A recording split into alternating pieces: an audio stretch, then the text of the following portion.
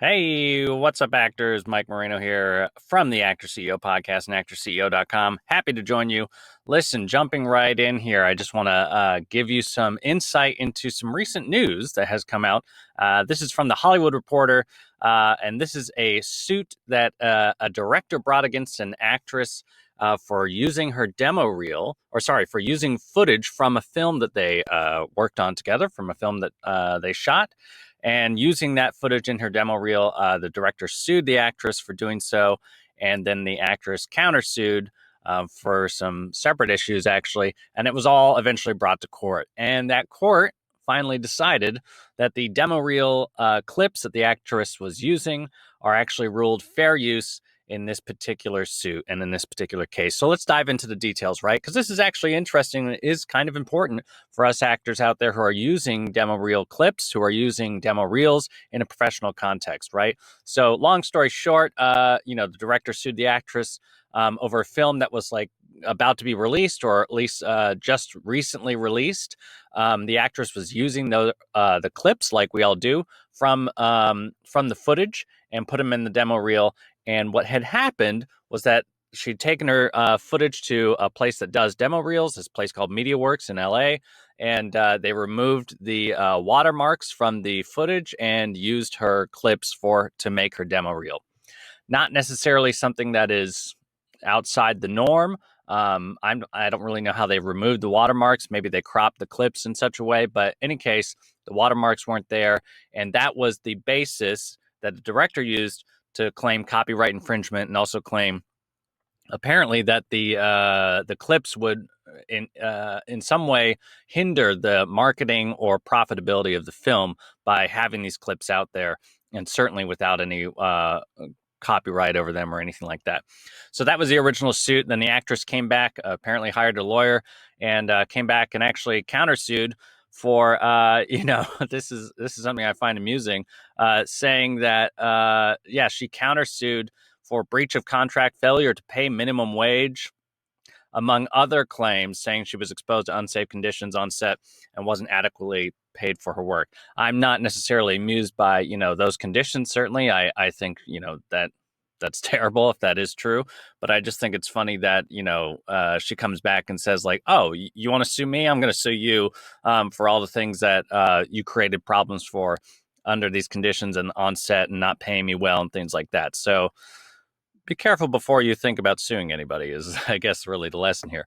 But ultimately what happens is the judge, so they go into arbitration, and then that didn't work out, so they brought it to court. And something else I find amusing here is kind of the judge's reaction to, let me see if I can find it here, the judge's reaction to them bringing this to court. So the judge, Anderson, says she found no reasonable probability that distribution of an actor's reel, like those prepared for Haid, who's the actress in this case, to casting directors, the intended market for such a reel, would interfere with the profitability of or market for a film. So the judge is saying that by creating an actor reel, that does not, by using footage for an actor reel, that doesn't in any way interfere with the marketability, the profitability, or how this film is going to reach an audience and the potential, the potential reach of this film to an audience.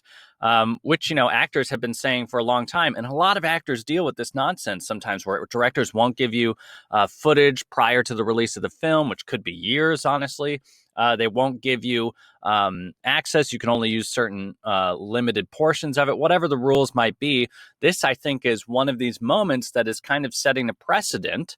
And that is in many ways a legal term and a legal situation where there is precedent for certain cases, right? So in the future, an actor or somebody else might be able to say, listen, there is legal precedent that says that reels, actor reels, how we use them, how we create them, and how we and the people we give them to don't interfere with the marketability of a film. So that you have no legal standing to say that you can't give me my footage if we have an agreement that I'm going to get footage from this project we work on.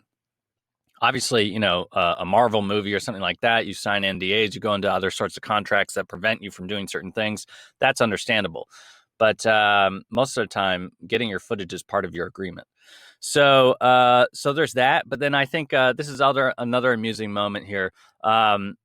Where basically the judge says that this is a waste of everybody's time.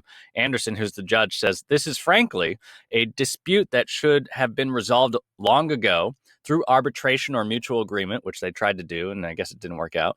Instead, the parties have unnecessarily taxed both this court's and their own limited resources. The parties should consider this admonition prior to any party seeking an award of attorney's fees or pursuing remedies in another court. In other words, like before going on to sue for like the cost it took you, you should just take this as a win and walk away, right? This is done now. Don't try to pursue this any further. I think it's amusing that she's like, y'all should have figured this out. This should not be in front of us. You've wasted everybody's time here. This is clearly a case of overstepping on the director's part, and then the countersuit is like a little bit of backlash to oh, you think I'm in the wrong? Well, let me show you in the wrong. Let me air your dirty laundry.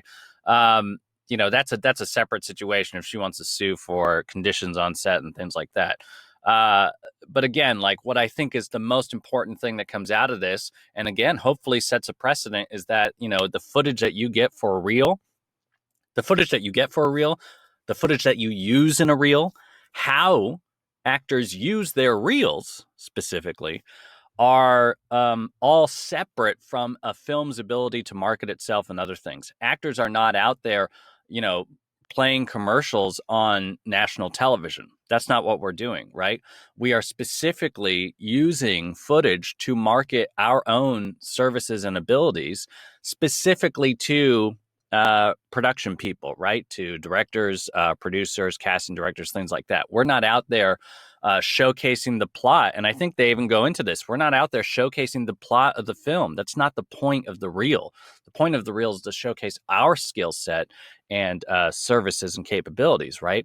And let me see if I can. Right, here we go. So here's another important point, and then I'll leave it at this. This is the judge speaking again.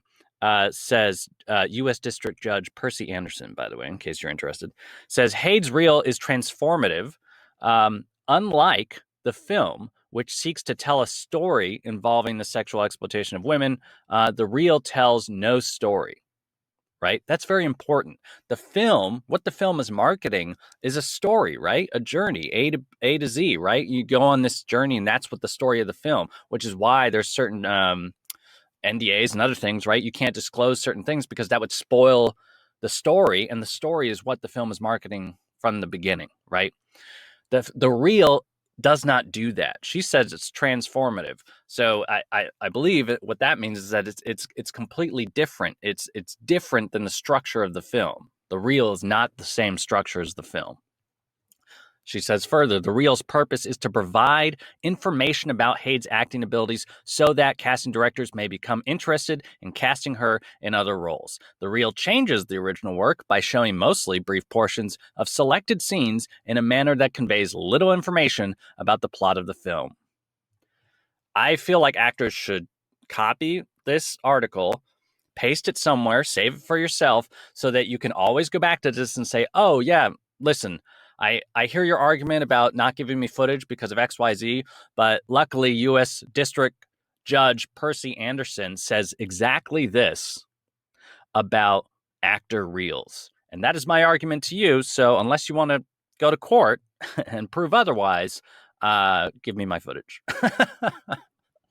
Okay, so Godspeed, actors. I hope that works out for you. Thanks for joining us, and we'll see you more all over the Actor CEO universe, okay? Bye. Thank you so much for watching. For more great interviews, insight, and more, click the next video and be sure to subscribe.